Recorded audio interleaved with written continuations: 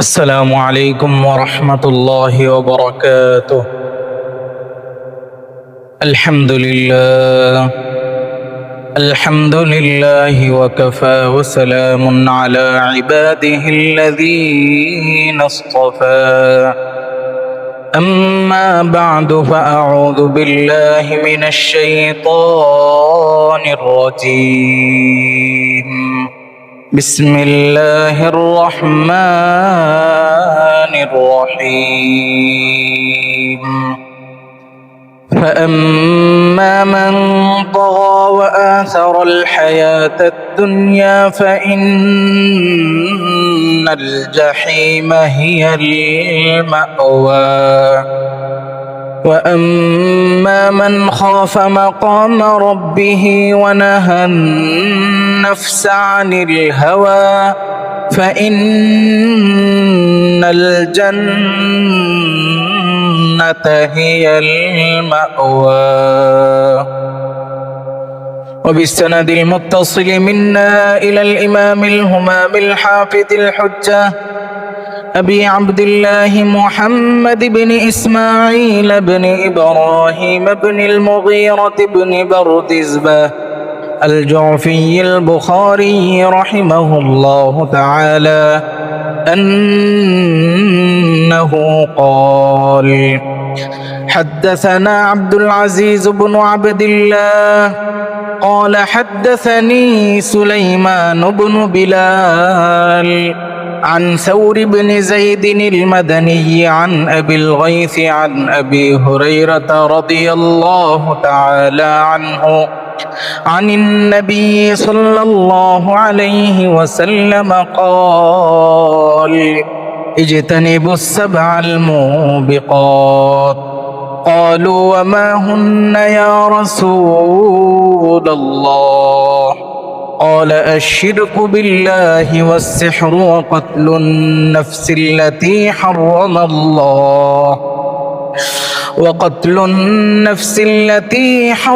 الله إلا بالحق وأكل الربا وأكل مال اليتيم والتولي يوم الزحف وقذف المحصنات المؤمنات الغافلات أو كما قال النبي صلى الله عليه وسلم. সবাই মুহাব্বতের সাথে একবার দুরূদ শরীফ পড়ে নেই। اللهم صل على محمد وعلى آل محمد كما صليت على إبراهيم وعلى آل إبراهيم إنك حميد مجيد. اللهم بارك على محمد وعلى آل محمد كما باركت على إبراهيم وعلى آل إبراهيم إنك حميد مجيد. الحمد لله. মহান রব্বুল আলামিনের শাহী দরবারে লাখো কোটি শুকরিয়া, যিনি আমাদেরকে সলাতুল জুমআ আদায়ের উপলক্ষে আল্লাহর ঘর মসজিদে আসার বসার, কোরআন ও হাদিস থেকে কিছু কথাবার্তা শোনার সুযোগ করে দিয়েছেন। এই জন্য অন্তরে অন্তঃস্থল থেকে কালিমাতুশ শুকর পাঠ করি, আলহামদুলিল্লাহ।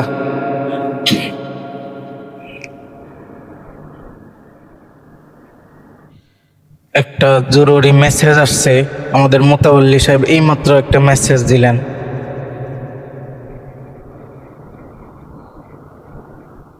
আসসালামু আলাইকুম ওয়া রাহমাতুল্লাহ।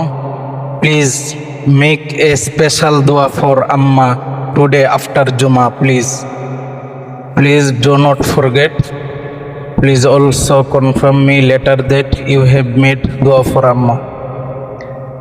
মানে মোতাওয়াল্লি সাহেব ভাবছেন যে এখন তো জুমার পরে আজকে ওনার আম্মার এন্তেকাল করছিলেন 2019 সালের আজকের এই তারিখে 29শে আগস্ট।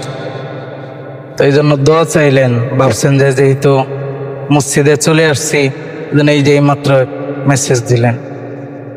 তো আমরা সবাই জুমার নামাজের পরে আপনার আম্মার জন্য দোয়া করব, এবং আরও যারা আছে এলাকার মুরব্বী, আত্মীয় স্বজন, পাড়া প্রতিবেশী যারা ইন্তেকাল করছে সবার জন্য আজকে স্পেশাল দোয়া হবে। নামাজের পরে কেউ উঠবো না, নামাজের পরে সুন্নত আদায় করে সবাই বসবো। আচ্ছা,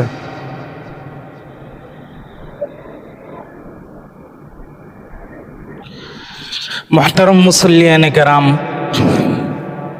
আমি আপনাদের সম্মুখে পবিত্র কালামুল্লাহ শরীফের 30 নম্বর পারার 2য় পৃষ্ঠা সূরাতুন নাজিআতের 37, 38 এবং 39 নম্বর আয়াত তিলাওয়াত করেছি,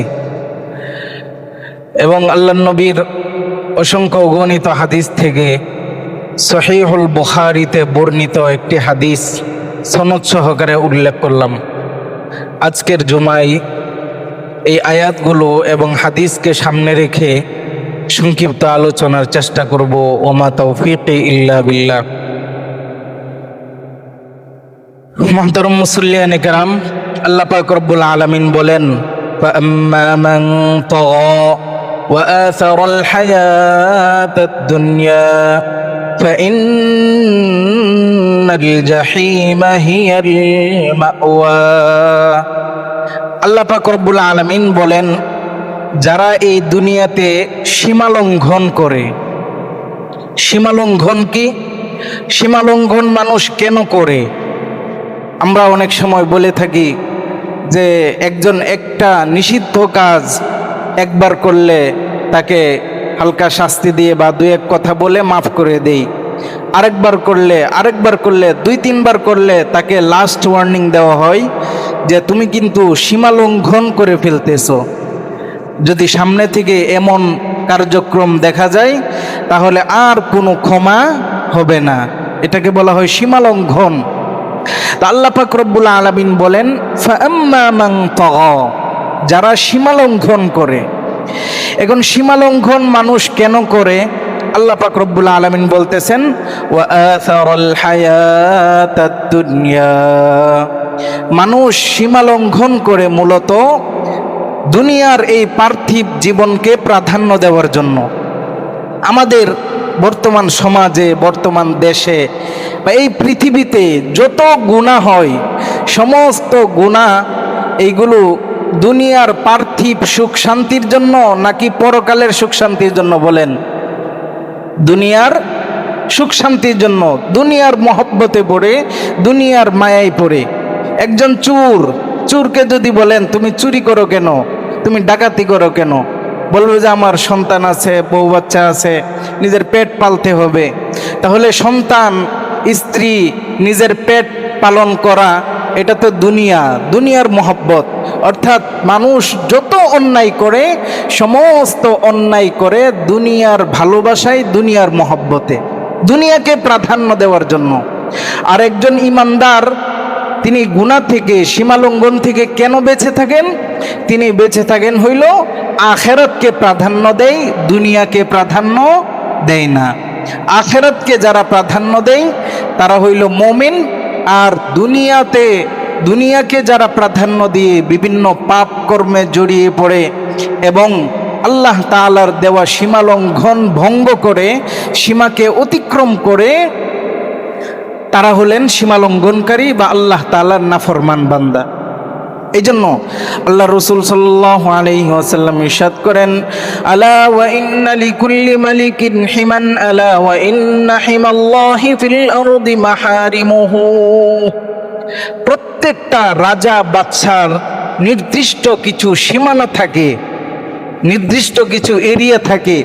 আমরা বাংলাদেশ 56,000 বর্গ কিলোমিটারের একটা দেশ। তো এই দেশের একটা সীমানা আছে কিনা বলেন? বর্ডার আছে না? ইন্ডিয়ার সাথে, বার্মার সাথে, বঙ্গোপসাগর সব মিলাইয়া বাংলাদেশের একটা বর্ডার আছে। তো ঠিক এরকমভাবে ইন্ডিয়ারও একটা বর্ডার আছে, চীনের সাথে বর্ডার, পাকিস্তানের সাথে বর্ডার, বাংলাদেশের সাথে বর্ডার। এরকমভাবে সৌদি আরবের একটা বর্ডার আছে, জর্দানের সাথে, মিশরের সাথে, এরকম বিভিন্ন চতুর্পাশে এক অন্যান্য দেশ আছে। এই দেশের মধ্যে একটা বর্ডার আছে, যে এইটা হইল সেই দেশের রাজা বা সেই দেশের রাষ্ট্রপ্রধানের দেশের সীমানা। তো এই সীমানা কেউ যদি ক্রস করে, অতিক্রম করে, তাহলে তাকে শাস্তির সম্মুখীন হইতে হয় কিনা বলেন?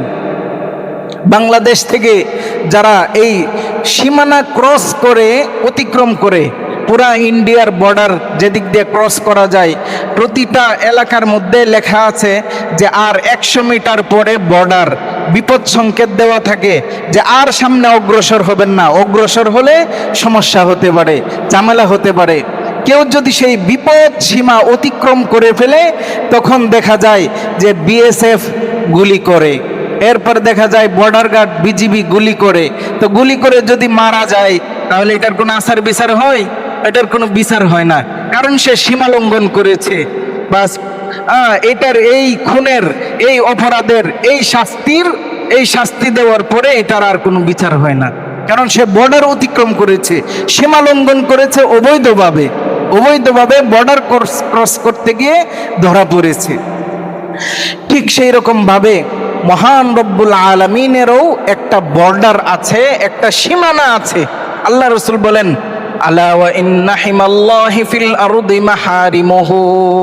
আর আল্লাহ পাক রব্বুল আলামিনের সেই বর্ডার হইল আল্লাহ পাক রব্বুল আলামিন কর্তৃক নির্ধারিত হারাম। অর্থাৎ আল্লাহ তাআলা যে সমস্ত কাজকে হালাল করেছেন, এগুলো হইল আল্লাহর সীমানার ভিতরের, আর যেগুলো হারাম করেছেন সেগুলো হলো আল্লাহর সীমানার বাহিরের। অর্থাৎ কেউ যদি সীমার ভিতরে থাকে, হালাল অনুযায়ী জীবন যাপন করে, তাহলে সে আল্লাহ তাআলার আনুগত্যশীল বান্দা হিসাবে বিবেচিত হবে। আর যদি সে হালালকে অতিক্রম করে হারামের মধ্যে পৌঁছে যায়, আল্লাহর দেওয়া সীমাকে অতিক্রম করে, তাহলে সে আল্লাহ তাআলার দেওয়া সীমাকে লঙ্ঘন করলো এবং সে শাস্তিযোগ্য অপরাধকারী হিসেবে বিবেচিত হবে। তো সেই শাস্তি কি? সেই সীমানা অতিক্রম করলে কি গুনাহ, আর সীমানার ভিতরে থাকলে কি ফায়দা? আল্লাহ পাক রব্বুল আলামিন সূরাতুন নিসার মধ্যে বলেন, তিলকা হুদুদুল্লাহ ওয়া মান ইউতিইল্লাহা ওয়া রাসূলাহু ইউদখিলহু জান্নাতিন তাজরি মিন তাহতিহাল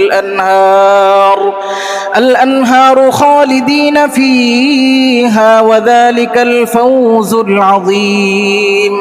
আল্লাহ পাক বলেন, ও আমার বান্দা, তিলকা হুদুদুল্লাহ, এগুলো হইল আমি আল্লাহ কর্তৃক নির্ধারিত সীমানা।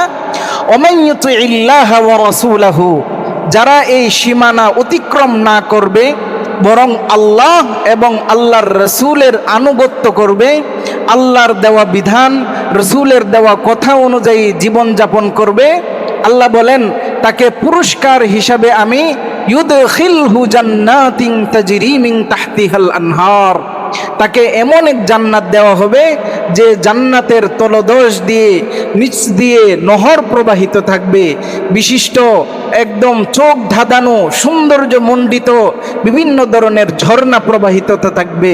আল্লাহ পাক বলেন, খালিদিনা ফিহা, আমার বান্দারা সেই জান্নাতে সুখময় সমৃদ্ধিময় জান্নাতের মধ্যে চিরস্থায়ীভাবে বসবাস করবে। ওয়াযালিকাল ফাওজুল আযীম, আর এটাই হইল মহা সফলতা, যে এই জান্নাতের মধ্যে বান্দা যাবে, আল্লাহর দেওয়া হুকুম, নবীর দেওয়া তরিকা অনুযায়ী চলে, আল্লাহর আনুগত্যের উপর থেকে জান্নাতে যাওয়া, এটাই হইল সফলতা। অর্থাৎ যে আল্লাহর দেওয়া সীমা লঙ্ঘন করলো না, বরং এই সীমার ভিতরে থাকলো।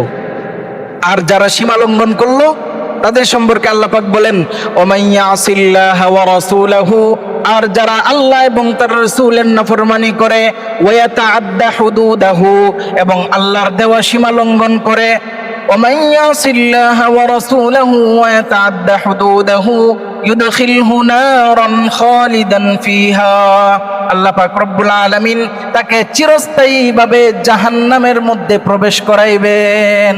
নাউজুবিল্লাহ। তো আল্লাহর দেওয়া সীমা লঙ্ঘন করলে এবং আল্লাহ এবং তার রাসূলের নাফরমানি করলে তার ঠিকানা কোথায় বলেন? আওয়াজ করে বলেন, কোথায়? জাহান্নাম। যে জাহান্নামে একদিন, 2 দিন, 1 মাস, 2 মাস থাকতে হবে নাকি চিরকাল থাকতে হবে? সেই জাহান্নামে গিয়ে কি হবে? আল্লাহ পাক বলেন ওয়ালাহুম আযাবুম মুহিন, সেই জাহান্নামের মধ্যে তাদের জন্য রয়েছে লাঞ্ছনাকর শাস্তি। এমন এমন শাস্তি, যে শাস্তি খুবই লাঞ্ছনাদায়ক শাস্তি। তো যাই হোক, এই লাঞ্ছনাদায়ক শাস্তি কি, এইগুলোর বিবরণ তাফসীরের কিতাবের মধ্যে আসছে, জান্নাতের নিয়ামতের বিবরণ আসছে, জাহান্নামের ভয়াবহতার বিবরণ আসছে। এগুলো অন্য সময় আলোচনা করব। তো আজকে আমার কথা হলো যে যারা আল্লাহর দেওয়া সীমা লঙ্ঘন করে এবং দুনিয়ার পার্থিব জীবনকে প্রাধান্য দেয়, আখিরাতকে প্রাধান্য না দিয়ে দুনিয়ার জীবনকে প্রাধান্য দেয়, আল্লাহ পাক রব্বুল আলামিন বলেন ফাইন্নাল জাহিমা হিয়াল মাওয়া, জাহান্নামেই হলো তার প্রকৃত ঠিকানা। যেই ব্যক্তি আল্লাহ তাআলার নাফরমানি করলো, আল্লাহর দেওয়া সীমা লঙ্ঘন করলো, ওয়া আসারুল হায়াতাদ দুনিয়া, এবং দুনিয়ার পার্থিব জীবনকে বেছে নিল, আখিরাতকে ছুলে ফেলে দিল, আল্লাহ পাক বলেন ফাইন্নাল জাহিমা হিয়াল মাওয়া, জাহান্নামেই হইল তার আসল ঠিকানা, প্রকৃত ঠিকানা। তো মুহতারাম মুসল্লিয়ানে কেরাম, এই যে আল্লাহর দেওয়া সীমা লঙ্ঘন, আল্লাহর দেওয়া সীমা কি, আমি গত সপ্তাহে আপনাদের সম্মুখে একটি হাদিস বলেছিলাম। হাদিসটা মনে আছে? সুনানে ইবনে মাজার 4019 নম্বর হাদিস, 4019 নম্বর হাদিস। তো আল্লাহর রাসূল সাল্লাল্লাহু আলাইহি ওয়াসাল্লাম আল্লাহর দেওয়া সীমা লঙ্ঘন, সীমা কি কি, পাপ কি কি, বড় বড় গুনাহ কি কি, এইগুলো হাদিসের মধ্যে বর্ণনা করে দিয়েছেন যে আল্লাহর দেওয়া এই গুনাহ হইল আল্লাহর দেওয়া সীমানা। তো তুমি যদি এই সমস্ত গুনাহ করো, তার মানে হইল আল্লাহর দেওয়া বর্ডারকে তুমি ক্রস করলে, আল্লাহর দেওয়া সীমাকে তুমি অতিক্রম করলে, লঙ্ঘন করলে, ফলে আল্লাহর শাস্তি অবধারিত হয়ে যাবে। তো সেই শাস্তিগুলোর মধ্যে আমি 3টা গুনার কথা, 3টা কিয়ামতের আলামতের কথা বলেছিলাম। 1 নাম্বার হলো লাম তাযহারিল ফাহিশাতু ফি কওমিন ক্বাত্তু হাত্তা ইউলিনু বিহা ইল্লা ফাশা ফীহিমুত তাউন ওয়াল আওজাউল্লাতী লাম তাকুন মাদাত ফি আসলাফিহিমুল্লাযীনা মাদাউ। আল্লাহ রাসূল বলেন যে যখন আমার উম্মতের মাঝে প্রকাশ্যে বেহায়াপনা, নির্লজ্জপনা, গুনাহ বৃদ্ধি পাবে, তখন আল্লাহ পাক রব্বুল আলামিন তাদের মাঝে মহামারী দেয়া দিবেন। এমন মহামারী, এমন রোগ ব্যাধি যেগুলো তাদের পূর্বপুরুষরা এই সমস্ত রোগ ব্যাধির নামও শুনে নাই। করোনা ভাইরাস, আরও কত রকমের এই মহামারী, এই বিপদ, ওই বিপদ, অনেক ধরনের বিপদ আপদ এই জমিনের মধ্যে আসে। এটা হইল 1 নম্বর অপরাধ, প্রকাশ্যে গুনাহ করা। হাত্তা ইউলিনু বিহা, গুনাহ করা তো এক গুনাহ, আবার সেটাকে প্রকাশ্যভাবে বুক ফুলিয়ে গুনাহ করা, সেটা হইল ডাবল গুনাহ এবং কিয়ামতের আলামত। 2 নম্বর গুনার কথা বলেছিলাম, ওয়ালাম ইয়ানকুসুল মিকিয়াল ওয়াল মিজান ইল্লা উখিযু বিসসিনিন ওয়া শিদ্দাতিল মাউনা ওয়া জাওরিস সুলতানি আলাইহিম। আল্লাহ রাসূল বলেন যে সম্প্রদায়ের মানুষ, যে দেশের মানুষ ওজনে বাটপারি করবে, ওজনে কম দিবে, ওজনের মধ্যে ধোঁকাবাজি করবে, আল্লাহ পাক রব্বুল আলামিন তাদেরকে 3টা শাস্তি দিবেন। 1 নম্বর হলো উখিযু বিসসিনিন, দুর্ভিক্ষ দিবেন, বিভিন্ন আসমানি জমিনি ফসলি যত বরকত আছে সমস্ত বরকতের দরজাকে বন্ধ করে দিবেন। 2 নম্বর ওয়াশিদ্দাতিল মাউনা, জীবন ব্যবস্থাকে কঠিন করে দিবেন। শিক্ষিত ছেলে চাকরি হয় না, ঘুষ ছাড়া চাকরি হয় না, এরপরে বিভিন্ন বিপদ আপদ ঝামেলা, এইগুলো কর্ম ব্যবস্থার মধ্যে একেবারেই অসহনীয় অবস্থা হয়ে যাবে।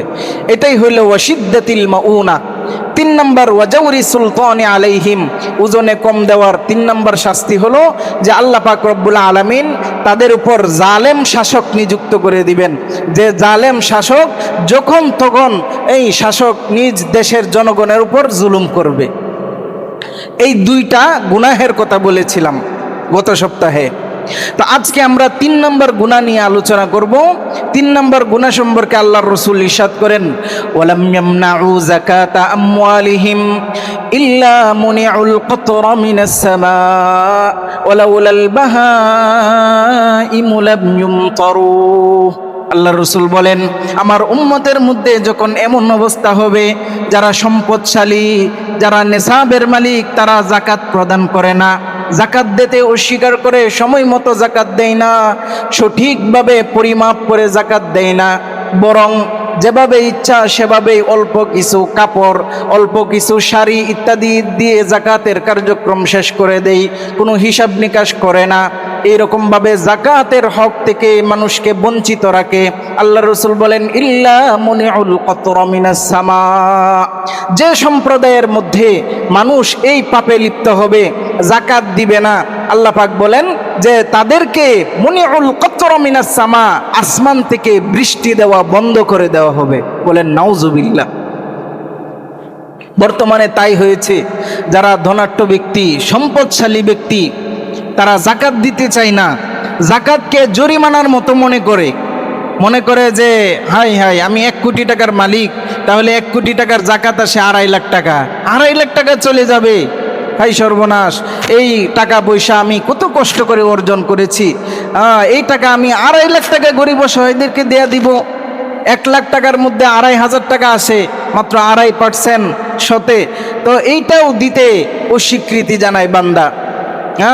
বলে যে আমার কষ্টের কামানো, আমার কষ্টে অর্জিত পয়সা, এইরকম নিজের টাকা নিজের পয়সা মনে করে, অথচ এই টাকা এই পয়সা নিজের নাকি আল্লাহর। বলেন, কারুনকে হযরত মূসা আলাইহিস সালাম নসিহত করেছিলেন।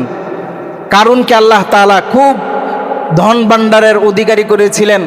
বিভিন্ন কিতাবের মধ্যে পাওয়া যায় যে কারুনের এমন ধন সম্পদ ছিল যে তার গুদাম ঘরের তালার চাবি বহন করত 80টা উট। কয়টা উট?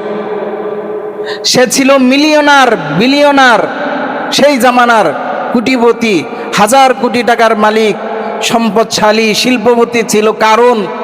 তো সেই কারুনকে হযরত মূসা আলাইহিস সালাম বললেন, আহসিন কামা আহসানাল্লাহু ইলাইকা ওয়ালা তাবগিল ফাসাদা ফিল আরদি ইন্নাহু লা ইউহিব্বুল মুফসিদিন। ও কারুন, আমার চাচাতো ভাই, আহসিন কামা আহসানাল্লাহু ইলাইক, তোমার উপর আল্লাহ তাআলা যে দয়া করে এত ধন ভাণ্ডারের মালিক বানাইছেন, আহসিন, তুমিও মানুষের উপর দয়া করো, যাকাত প্রদান করো, সম্পদের যাকাত দাও। ওয়ালা তাবগিল ফাসাদা ফিল আরদ, এটা আল্লাহর বিধান, আল্লাহর বিধানকে অমান্য করে তুমি এই দুনিয়ার মধ্যে ফিতনা ফাসাদ সৃষ্টি করো না, বরং আল্লাহ যে বিধান নাজিল করেছেন তুমি সেই বিধানকে মেনে নাও, যাকাত প্রদান করো, গরিব অসহায়দেরকে যাকাত দিয়ে দাও, তাহলে তোমার মাল পবিত্র হবে, আর না হয় তোমার মাল অপবিত্র থেকে যাবে। তো কারুন, মিস্টার কারুন কি বলে? কারুন বলতেছে, ক্বালা ইন্নামা উতিতুহু আলা ইলমিন ইনদি। হাবেশ সাবরা কোরআন শরীফে আছে কিনা এই আয়াত? কত নম্বর পারায়? 20 নম্বর পারার কত নম্বর পৃষ্ঠা? 14 নম্বর পৃষ্ঠা। ক্বালা ইন্নামা উতিতুহু আলা ইলমিন ইনদি। কারুন বলে, ও মূসা, তুমি এটা আবার কি কথা বললা? আহসিন কামা আহসানাল্লাহু ইলাইক, আল্লাহ নাকি দয়া করে আমাকে এই সম্পদ দিয়েছে? না না, ইন্নামা উতিতুহু, এই সম্পদটা আমি অর্জন করেছি আলা ইলমিন ইনদি, আমার নিজস্ব জ্ঞান দিয়ে, আমার বিজনেস পলিসি দিয়ে আমি আমার এই সহায় সম্পত্তি জ্ঞান আমি অর্জন করেছি। এটা তো আমার কষ্টার্জিত টাকা, এই টাকা আমি কেন দিব? আওয়ালাম ইয়ালাম আন্নাল্লাহা ক্বাদ আহলাকা মিন ক্বাবলিহি মিনাল কুরুন মান হুয়া আশাদ্দু মিনহু কুওয়াতান ওয়া আকতারু জামআ। যাই হোক, এরপরে আরো বিস্তারিত বিবরণ আসতেছে। তো যারা বর্তমান যুগে মনে করে যে জাকাত কেন আদায় করব, জাকাত তো এটা জরিমানার মতো, জাকাত কেন দিব, এই টাকা সম্পদ এটা আমি গার্মেন্টস করেছি, বিদেশ করেছি, বিভিন্ন বিজনেস পলিসির মাধ্যমে এই টাকা আমি অর্জন করেছি, এটা তো আমার জ্ঞান দিয়ে অর্জন করেছি, তাহলে এটার কেন জাকাত দিতে হবে? তাহলে তাদের কথা আর কারুনের কথার মধ্যে কোনো বেশকম আছে কিনা বলেন? আছে? কোনো বেশকম নাই। তাহলে ওই সমস্ত লোকদের পরিণামও ঠিক সেই রকম হবে কারুনের পরিণাম যেমন হয়েছিল। এই জন্য আল্লাহ পাক রব্বুল আলামিন আমাদের সবাইকে হেফাজত করুক। অনেক বড় লোক অনেক অর্থ সহায় সম্পদশালী ব্যক্তিদেরকে দেখা যায় যে রমজান আসলেই জাকাতের হিসাব গ্রহণ করে, যে জাকাত কত হয়েছে। হ্যাঁ, রমজানে দান সদকা খায়রাতের মূল্য অনেক বেশি, কিন্তু রমজান মাস আল্লাহ এই জন্য নাজিল করছেন না যে তখন জাকাত দেওয়ার জন্য। রমজান মাস জাকাত দেওয়ার জন্য না। জাকাত এটা নিজস্ব আল্লাহর একটা বিধান, নিজস্ব স্বয়ং সম্পূর্ণ আল্লাহর একটা হুকুম, যেটা রমজানের তাবে না, যেটা রমজানের উপর নির্ভর করে না জাকাত। এই জন্য জাকাত প্রতি বছর অতিক্রম হলেই আমরা আমাদের জাকাত দেয়া দিব, আর না হলে আল্লাহ পাকের সবচাইতে বড় রহমত মুনিউল কতর মিনাস সামা, আসমান থেকে বৃষ্টি নাজিল বন্ধ হয়ে যাবে। তো এখন বর্তমানে জাকাত দেনেওয়ালা লোকের সংখ্যা বেশি না কম বলেন? কম। তো তারপরেও তো আসমান থেকে বৃষ্টি হয়েছে, আজকে সকালেও হয়েছে, গতকালও হয়েছে। এই সিজন পুরা গত 3 মাস ধরে বৃষ্টি হইতেছে। তাহলে এই বৃষ্টি কেন হচ্ছে? তো এইটা আল্লাহ রসুল বলে দিতেছেন, ওয়ালাউলাল বাহাইমু লাম ইউমতারু, এই আসমানের নিচে যদি পশু পাখি গরু ছাগল বেড়া দুম্বা ইত্যাদি না থাকতো, তাহলে শুধুমাত্র মানুষের জন্য আল্লাহ পাক রব্বুল আলামিন বৃষ্টি নাজিল করতেন না। অর্থাৎ বর্তমানে যে বৃষ্টি আসতেছে, এই বৃষ্টি মানুষের জন্য না, গরু ছাগলের জন্য, পশু পাখির জন্য, যে এরা তো কোনো অপরাধ করে নাই, অপরাধ করেছে মানুষ। এই জন্য মুহতারাম হাজিরিন, আল্লাহ রসুল বলেন লাউলাল বাহাইম, যদি চতুষ্পদ জন্তু না থাকতো, বৃক্ষ তরুলতা গাছ পশু পাখি ইত্যাদি না থাকতো, লাম ইউমতারু, আর এই দুনিয়াতে বৃষ্টি হতো না। এই জন্য বর্তমানে আমাদের গুনাহের যে অবস্থা, আল্লাহ তাআলার নাফরমানির যে অবস্থা, এই বৃষ্টি আমাদের জন্য হইতেছে, এটা আমরা কল্পনা করাটা আমাদের জন্য লজ্জাকর হবে। কারণ এই বৃষ্টি আমাদের জন্য না, বরং অন্যান্য মাখলুকের জন্য হচ্ছে। সেই বৃষ্টি আল্লাহ দয়া করে আমাদেরকেও দিতেছেন, তাদের ভাগটা আমরাও পাইতেছি। এটা আমাদের মনে করতে হবে, এবং আল্লাহ তাআলার যে সীমালঙ্ঘন, এই সীমালঙ্ঘন থেকে আমাদের বিরত থাকা উচিত। এক জরিপে দেখা গেছে বাংলাদেশের সরকার গরিব কিন্তু জনগণ ধনী। এরকমভাবে ভারতের সরকার ধনী, জনগণ গরিব। এক এক দেশের রাজনৈতিক পলিসি এক এক রকম। বাংলাদেশের সরকার বিভিন্ন দেশ থেকে সাহায্য আসে, রিলিফ আসে, টিকা, ওই ছোটো বাচ্চাদেরকে টিকা দেয়, বিদেশি রিলিফ, এইগুলো বিভিন্ন সময় যা কিছু দেখা যায় অধিকাংশই হইল বিদেশ থেকে আসা বিভিন্ন রিলিফ বা বিদেশি সহায়তা। বাংলাদেশ যেহেতু একটা দরিদ্র দেশ, কিন্তু বাংলাদেশের সরকার দরিদ্র, কিন্তু আপামর জনগণ যদি হিসাব করা যায়, তাহলে ওই জনগণের হিসাবে জনগণ তেমন দরিদ্র না। বাংলাদেশের যে সমস্ত মানুষ ধনাঢ্য, শিল্পপতি, এই সমস্ত মানুষ যদি আল্লাহর দেওয়া হিসাব অনুযায়ী তারা জাকাত প্রদান করত, বাংলাদেশের কোনো মানুষ আর গরিব থাকতো না, সবাই ধনী হয়ে যেত। কিন্তু জাকাত প্রদান করে না, নিজের সম্পদকে কুক্ষিগত করে রাখে। এই জন্য ওই গরিব যে গরিবই হয়ে আছে, আর যে ধনী সে দিনে দিন ধনী হইতেছে। এই জন্য আল্লাহ রসুল সাল্লাল্লাহু আলাইহি ওয়াসাল্লাম ইরশাদ করেন, এই জাকাত এটা কোনো জরিমানা নয়, এটা কোনো বাইতুল মালের সম্পদ নয়, রাষ্ট্রীয় সম্পদ হিসাবে থাকবে না, বরং তুখাযু মিন আগনিয়াইকুম ওয়া তুরাদ্দু ইলা ফুকারাইকুম। আল্লাহ রসুল বলেন, এই জাকাতের সম্পদ তোমাদের ধনী ব্যক্তিদের থেকে গ্রহণ করা হবে, ওয়া তুরাদ্দু ইলা ফুকারাইকুম, আর এই সম্পদ আবারও সেই এলাকার দরিদ্র ব্যক্তিদের মাঝে ফিরিয়ে দেওয়া হবে। এই সম্পদ আল্লাহ তাআলা রেখে দিবেন না, এই সম্পদ নবীজি রেখে দিবেন না, এই সম্পদ বাইতুল মালের মধ্যে থাকবে না, বরং ধনীদের সম্পদ নিয়ে তুরাদ্দু ইলাল ফুকারা, দরিদ্রদের মাঝে সেই সম্পদকে সুষম বন্টন করে দেওয়া হবে। আর এভাবেই দুনিয়ার মধ্যে ইনসাফ, শান্তি, সুশৃঙ্খলতা প্রকাশ পাবে। হযরতে সাহাবায়ে কেরাম রাদিয়াল্লাহু তাআলা আনহুম এর জামানায় দেখা গেছে, হযরত উমরের জামানায়, হযরত ওসমান রাদিয়াল্লাহু তাআলা আনহুর জামানায় যে জাকাত এমন সুষম বন্টন হয়েছিল যে আরবের অসহায় মানুষ চুলার মধ্যে মাসকে মাস চলে যাইতো, আগুন জ্বলতো না। তো সেই আরবের মধ্যে সেই হাজার হাজার লক্ষ বর্গ কিলোমিটার এলাকা ইসলামের ছায়াতলে আসছে। তো তো সেই জাকাতের সম্পদকে আমিরুল মুমিনিন খলিফাতুল মুসলিমিনরা এমনভাবে সুষম বন্টন করে দিয়েছেন যে পুরা দেশের মানুষ সাহেবে নেশাব হয়ে গেছে। কেউ যে জাকাতের অর্থ গ্রহণ করবে এমন কোনো লোক খুঁজে পাওয়া যেত না, যে আমি দরিদ্র, আমি অসহায়, আমাকে দেন, এরকম নেওয়ার মতো, জাকাত দেওয়ার মতো লোক ছিল, নেওয়ার মতো লোক ছিল না। তো সেটাই ছিল প্রকৃত শান্তি এবং সেটাই ছিল এই দুনিয়ার মধ্যে প্রকৃত ইনসাফ। তো মুহতারাম হাজিরিন, এই আল্লাহর বিধান থেকে আমরা যত দূরে সরব তত বেশি সমাজে, রাষ্ট্রে, দেশের মধ্যে উশৃঙ্খলা, বিশৃঙ্খলা দেখা দিবে। আর যতই আমরা কোরআন হাদিসের কাছাকাছি যাব ততই সুখ, শান্তি, সমৃদ্ধি আমাদের সামনে এসে ধরা দিবে। তাহলে 3 নম্বর কিয়ামতের আলামত কি বললাম? জাকাত থেকে যখন মানুষ বিমুখ হয়ে যাবে, জাকাত দেওয়াকে জরিমানা মনে করবে, জাকাত দিবে না, তখন আসমান থেকে বৃষ্টি বন্ধ হয়ে যাবে। আর যখন এই পশু পাখিদের জন্য ওয়ালাউলাল বাহাইম লাম ইউমতারু, পশু পাখি যদি না থাকতো তাহলে এই দুনিয়াতে অনাবৃষ্টি হয়ে যেত, বৃষ্টি আর আসতো না। এই হইল 3 নম্বর গুনাহ। 4 নম্বর গুনাহ কি?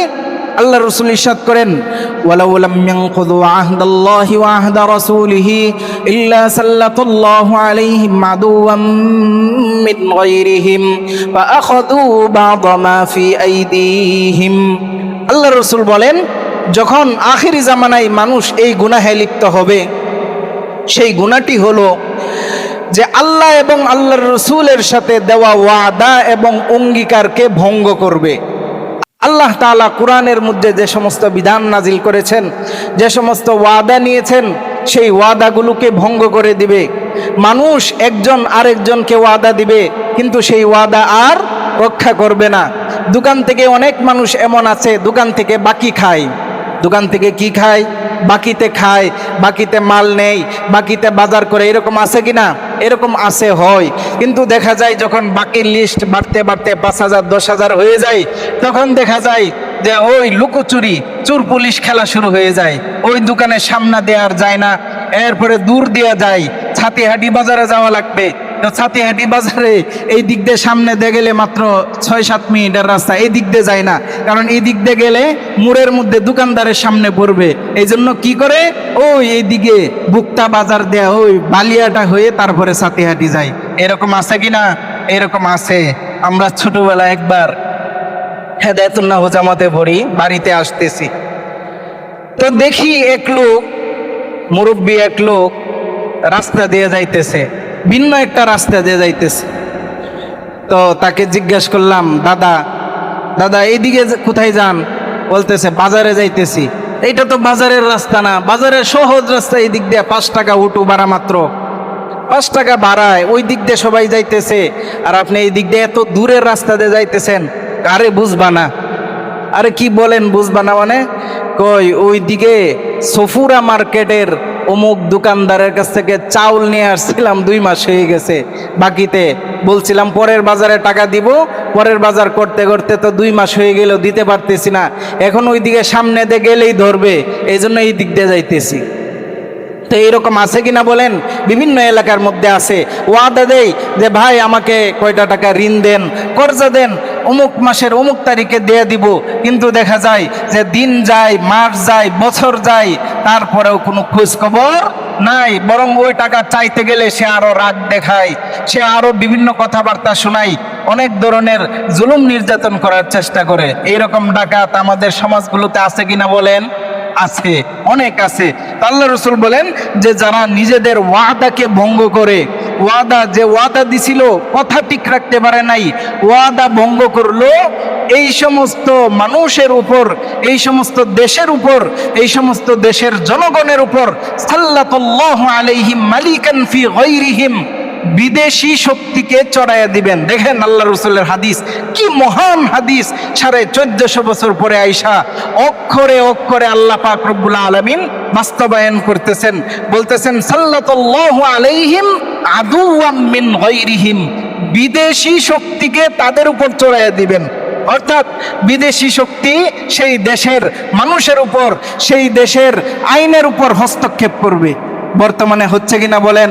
বিদেশি শক্তি এক এক সময় এক এক দেশ পরিচালনা করে। একবার চলে ইন্ডিয়ান শক্তি, আর একবার চলে আমেরিকার শক্তি। এক এক দেশ এক একভাবে পরিচালনা করে। অথচ দেখেন আফগানিস্তান সহ আরও বিভিন্ন ইসলামী এমারাত যেগুলোতে আছে, এইগুলোর মধ্যে ওই সমস্ত পরাশক্তিরা মায়ের খাইতে খাইতে এমনভাবে ভাগছে। গত 3 দিন আগে আফগানিস্তানের পররাষ্ট্র নীতিতে একটা চুক্তি স্বাক্ষর হয়েছে। তো এই ভিডিওটা সামনে আসছে, বিভিন্ন নিউজের মধ্যে আসছে, টেলিভিশনেও আসছে। তো দেখে এমন হাসি আসলো যে আমেরিকার প্রেসিডেন্টের পক্ষ থেকে যে পররাষ্ট্র মন্ত্রণালয় থেকে আসছে আফগানিস্তানের সাথে চুক্তি স্বাক্ষর করার জন্য। তো চুক্তিতে সেই মন্ত্রী বলতেছে, ওই আফগানিস্তানের যে পররাষ্ট্রমন্ত্রী তাকে উদ্দেশ্য করে বলতেছে, আপনি লেখেন, মানে চুক্তিতে আগে আপনি সই করেন। তো ওই আফগানিস্তানের পররাষ্ট্রমন্ত্রী বলতেছেন, ইউ তুমি আগে চুক্তি স্বাক্ষর করো। তো সে স্বাক্ষর করবে না, কারণ এইটা তো একটা দেশের জন্য, আমেরিকার জন্য লজ্জার ব্যাপার যে আগে আমি স্বাক্ষর করব, তার মানে আমি তো একটু ছোট হইলাম। সে আগে স্বাক্ষর করুক, এরপরে আমি নেতা, আমি বড়, আমি স্বাক্ষর করব। তো সে বলতেছে যে না, যতক্ষণ পর্যন্ত তুমি স্বাক্ষর না করবে আমি করব না। তো একদম লাইভ ক্যামেরা সব কিছু চলতেছে। তো এখানে সে আর কি করবে, খুব রাগে স্বাক্ষর করলো। এরপরে তিনি স্বাক্ষর করলেন। দেখেন ছোট্ট একটা দেশ আফগানিস্তান, মোল্লাদের দেশ, হুজুরদের দেশ, না আছে এত কিছু বিশাল বড় বড় আমেরিকার মতো অশ্বশস্য, কিন্তু তাদের ইমানি তাকাত আছে, ইমানি শক্তি আছে, যে ইমানি শক্তির বলে আমেরিকার মতো দেশ, রাশিয়ার মতো দেশকে নাকানি চুবানি খাওয়াইছে কিনা, আগেও খাওয়াইছে, এখনও খাওয়াই যাইতেছে। এরপরে হ্যান্ডশেক করলো, এমনভাবে মুসাফা করলো যে হাতের মধ্যে ধরে একটু হালকা টান দিছে, শুধু ও একদম পড়ে যাবে এমন অবস্থা হয়েছে। এইটাই হইল ইমানি শক্তি, ইমানি পাওয়ার। মোহতারাম মুসল্লিয়ানে কেরাম, এই জন্য বাংলাদেশ ছোট একটা দেশ, কিন্তু এই দেশের জনগণের যে বুদ্ধি, যে মেধা এবং আমাদের দেশের যে খনিজ সম্পদ, এই খনিজ সম্পদের উপর এক এক দেশের লোভ আছে কিনা বলেন? লোভ আছে, বিদেশিদের লোভ আছে। বাংলাদেশে যে কোনো জায়গায় বহু জায়গার মধ্যে গ্যাসের খনি আছে, সবচাইতে বেশি বাংলাদেশে হলো গ্যাসের খনি। তো এই গ্যাসের প্রতি ইন্ডিয়ার লোভ, আমেরিকার লোভ, বিভিন্ন দেশের লোভ, রাশিয়ার লোভ, যে এই গ্যাসকে তারা উত্তোলন করবে, উত্তোলন করে বাংলাদেশকে ওই ফকিরের ভিক্ষার মতো কিছু দিবে, আর বাকিটা তারা সব কিছু তাদের পেটের মধ্যে ঢুকাইবে। এমনভাবে লুটপাট করে বাংলাদেশকে আগেও খাইছে, এখনও খাইতেছে, সামনেও কি হয় আল্লাহ পাক রব্বুল আলামিন জানেন। আমরা যখন দারুল উলুম দেওবন্দে পড়ি, তখন দেওবন্দে আমরা গ্যাস কিনতাম, গ্যাস ওই রান্না করার গ্যাস কিনতাম হইল 30 টাকা কেজি, 30 রুপি কেজি। বাংলাদেশ হইল 35 রুপি কেজি। এখন 35 রুপি কেজি হইলে 12 কেজি গ্যাসের দাম কত হিসাব করেন? মাত্র সর্বোচ্চ 400-500 টাকার মতো হয়। অথচ ওই সময় বাংলাদেশে গ্যাসের দাম হইল 1200 টাকা, আর এখন হইল 1500 টাকা কেজি। 1500 বা 1300, 1350, 1400 টাকা কেজি বর্তমানে চলতেছে। এই মুহূর্তে বাজার কত আমার জানা নাই, তবে হয়তো 1400 বা 1500-র ভিতরেই হবে 12 কেজি গ্যাসের দাম। অথচ এই গ্যাস বিদেশে আমদানি করে ওই বিদেশিরা আমাদের থেকেও আরো কম দামে পায়।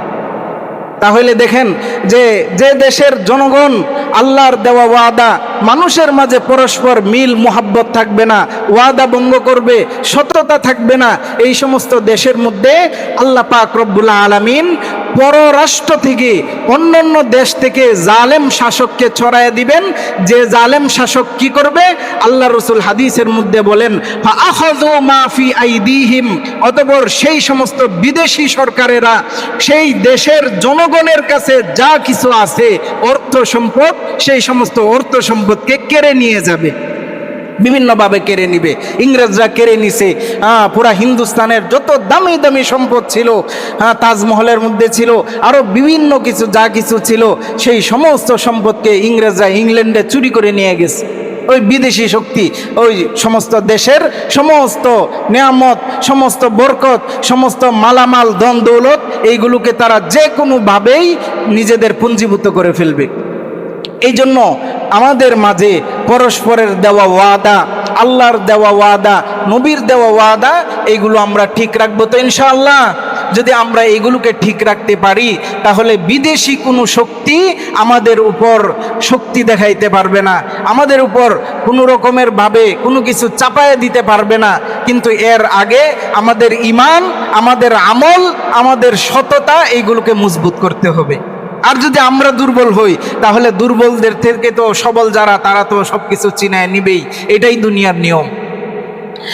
তো 5 নম্বর যে গুনার কথা আল্লাহ রাসূল বলেছেন সেটা হইল ওমা লাম তাহকুম আইম্মাতুহুম বিকিতাবিল্লাহি ওয়া ইয়াতাখায়্যারু মিম্মা আনজালাল্লাহ ইল্লা জাআলাল্লাহু বা'সাহুম বাইনাহুম।